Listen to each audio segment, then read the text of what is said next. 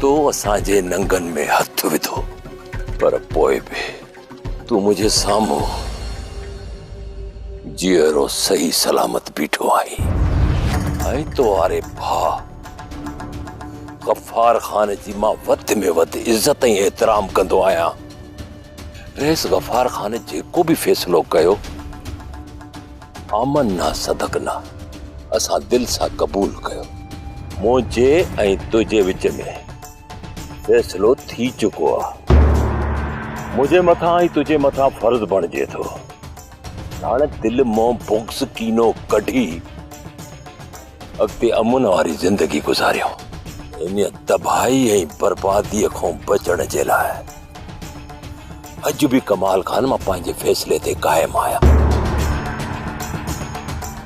मूंखे छेड़े करण ते मजबूर न कर, न त तोखे चङी तरह ख़बर आहे। और जी सट थले ते दुश्मन चट।